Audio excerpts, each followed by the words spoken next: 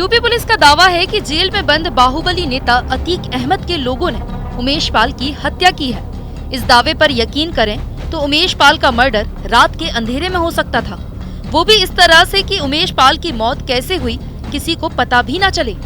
पर ऐसा नहीं हुआ। उमेश पाल को इस तरह से घेर कर मारा गया कि मारने का मैसेज दूर दूर तक जाए। उमेश पाल को उसके घर के सामने दौड़ा दौड़ा कर मारा गया। मारने वाले नकाब में नहीं थे, वे बीच सड़क पर मौत का तांडव मचाते रहे, गोली और बम चलाते रहे। बदमाशों को सब पता था कि सीसीटीवी में उनके कारनामों के वीडियो बन रहे हैं, लेकिन खौफ बनाने के इरादे से आए अतीक के चेलों को किस बात का डर? अतीक के भाई और मंझले बेटे की यही प्लानिंग थी। उमेश के मर्डर की स्क्रिप्ट ऐसे लिखी गई कि पुलिस अब तक हवा में ही तीर मार रही है। उमेश पाल की हत्या करने का फैसला तो उसी दिन हो गया था जब उसकी अतीक अहमद से बात हुई थी। दोनों की बातचीत फोन पर हुई थी। उमेश के घर पहुंचकर अतीक के करीबी ने ये फोन लगाया था। इसी दौरान अतीक और उमेश में कहासुनी हो गई। पुलिस के सूत्र बताते हैं कि अतीक के धमकाने पर उमेश ने उसे गालियां तक दे दी थी।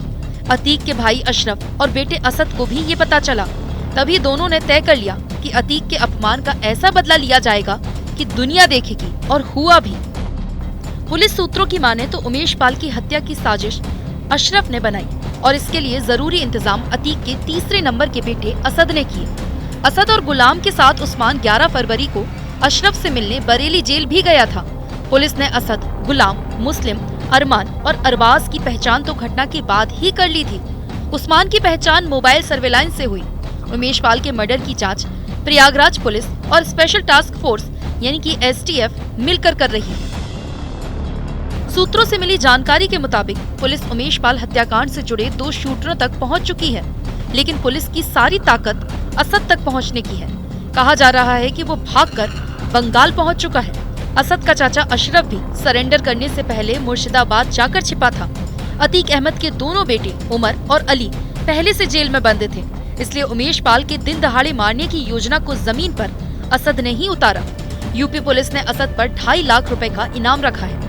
समाजवादी पार्टी के सीनियर लीडर राम गोपाल यादव पहली बार अतीक के परिवार के समर्थन में आए हैं। उन्होंने आशंका जताई है कि अतीक के एक बेटे का 48 घंटे में एनकाउंटर हो सकता है। वहीं पुलिस गुड्डू मुस्लिम को चेज कर रही है। ये वही बदमाश है जो सीसीटीवी फुटेज में झोले से निकालकर बम मारता नजर आ रहा है। इसके बारे में कहा जाता है कि ये अतीक का शार्प शूटर है और उसके एक इशारे पर कुछ भी करने को तैयार रहता है। पुलिस इस तक पहुंच गई थी, लेकिन ये लगातार लोकेशन बदल रहा है। अतीक अहमद और उसके साथियों ने जिस तरह से अब से 18 साल पहले विधायक राजू पाल की दिन दहाड़े हत्या कर दी थी, ठीक उसी तर्ज पर उमेश पाल को भी ठिकाने लगाया गया और एक मैसेज देने की कोशिश की गई कि अतीक का आतंक खत्म नहीं हुआ है।